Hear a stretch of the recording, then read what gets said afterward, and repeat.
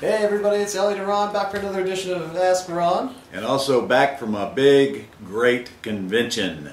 This is the first day back, and I got to tell you, it was an incredible event. If you weren't there, I'm so sorry you missed it. Just ask somebody that was.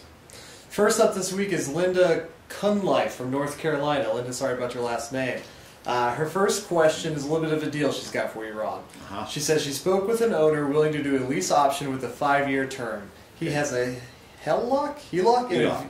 Thank you, and a VA loan. That stands for Home Equity Line of Credit, HELOC. Appreciate it. The home is 10 years old and in a very nice neighborhood. All right. They're asking $200,000 and the ARV is $2,200,000 to $2,300,000. No, $220,000 to $230,000. I never get that right. Thank you. The owner owes $148,000. Okay. And a HELOC of $29,000 states not behind, nothing filed at the courthouse. So the ARV is 2 1/4.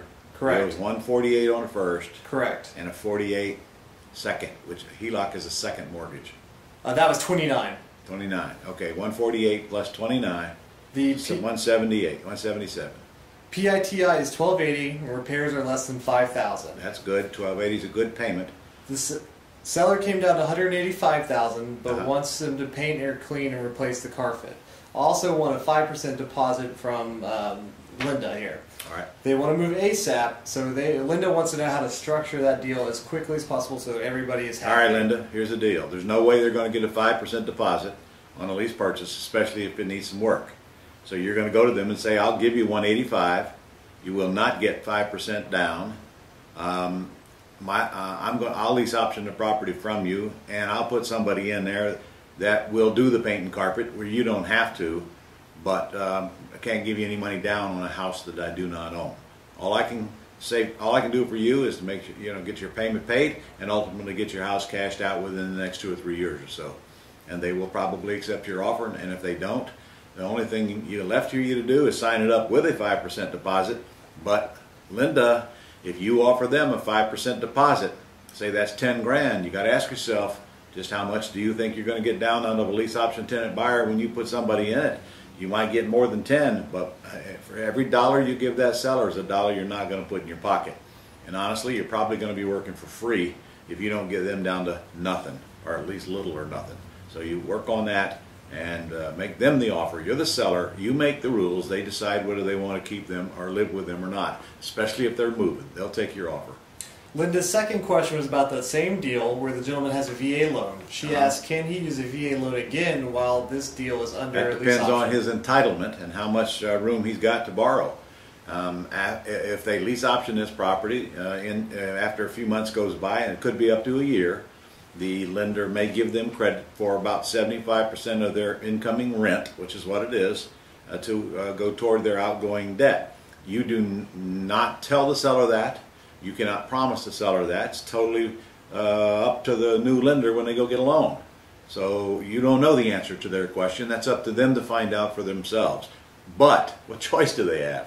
I mean, they're either going to lease option or they're going to sell it with owner financing because it doesn't look like you're going to get cash out of it. They got to go. That's not your concern. That's their concern. But don't tell them things that you know or don't know are not true. Okay, next up is our favorite Californian, Marianne Nunez. Oh, Marianne. She's got a simple one this week, I hope. It says, I don't have an entity because it costs a lot and I don't have the funds right now. Now, if my first deal with a seller is either an owner finance or subject to deal, I think you mentioned that my son can sign a land trust as the trustee, but my son's name would show up in public records, and since we both have the same last name, it could tie me to the deal and defeat the purpose of the protection. Does that make sense, Ron? It makes a lot of sense, Marianne, but you can't have your cake and eat it too. You tell me you can't get an entity, but then you tell me you don't want to have your son's name on it. You got to have one or the other. Somebody's got to be the trustee, so it's either going to be an entity or it's going to be a human being. If it's a human being, it's either got to be your son or someone else.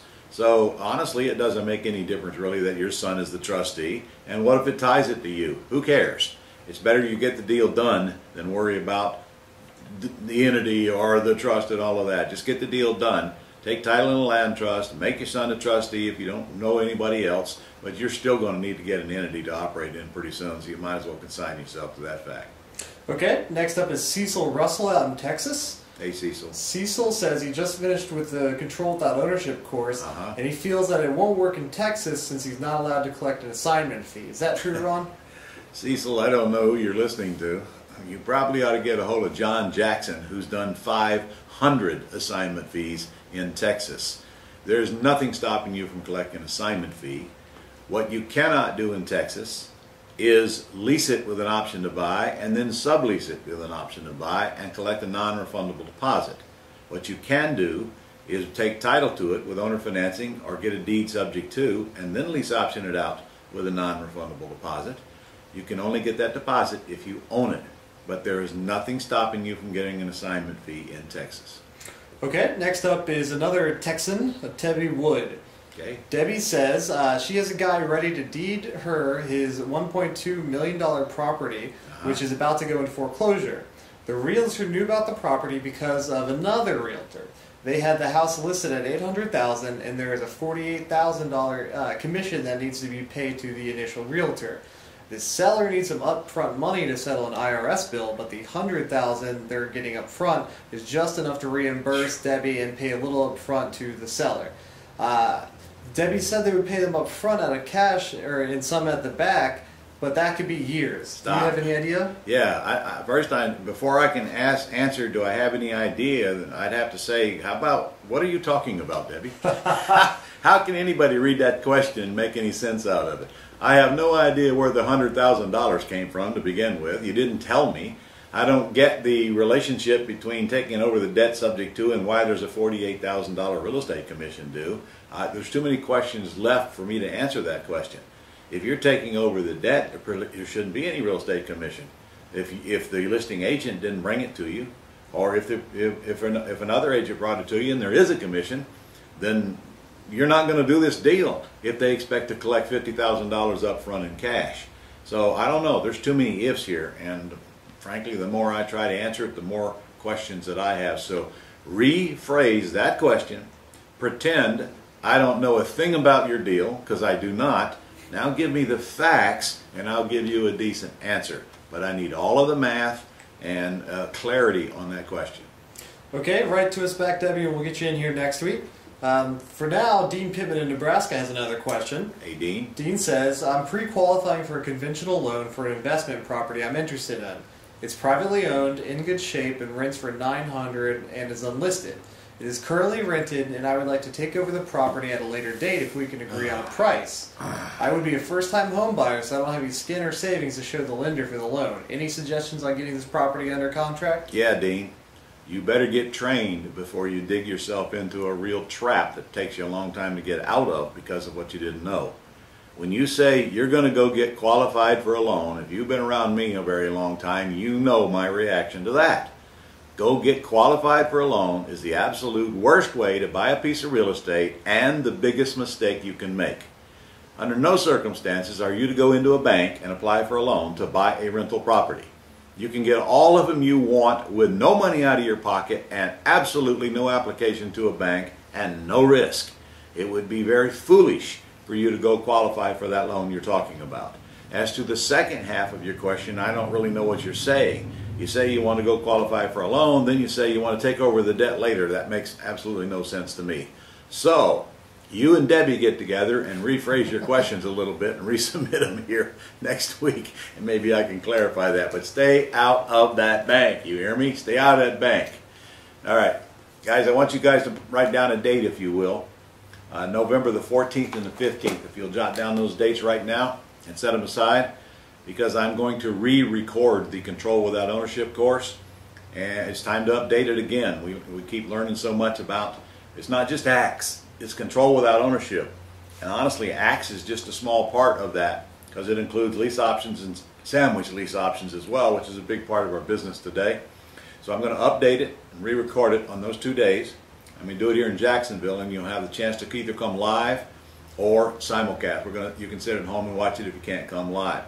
I'll get all the information out to you, but set aside those dates right now, and it's going to be inexpensive. It's $497, and you can even split that up into 3 payments if you want to, or get a discount for prepaying it. Plus, you'll get a manual that you can either download or pick up when you come to class. So set aside November 14 and 15.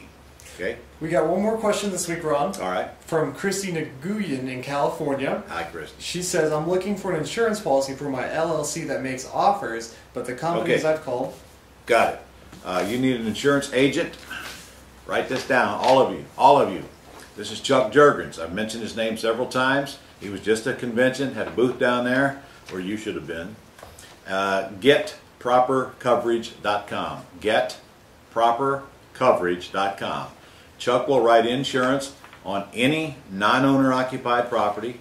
He don't care how you take title to it, and I promise you he'll save you 50% over anybody else. He's my guy. He runs the Raleigh Real Group, and I'm telling you, he saved me about 50% on our insurance across the board. And it doesn't matter, and I interrupted you, but your problem was that none of your agents would write it because you own it in an LLC, yada, yada, yada, which is very common. Chuck could care less. He doesn't care how you own it, and he will insure it and do it quickly and then save you a ton of money. So getpropercoverage.com. And just for the record, I don't get a dime for telling you this. We go out and find the best people we can find, and we bring them to you, and that's our job here at Global Publishing. And Chuck is just one of those vendors you better put into your VIP Rolodex. All right? That's all the questions we have this week, Okay, we'll see you next week. Go out and do some deals.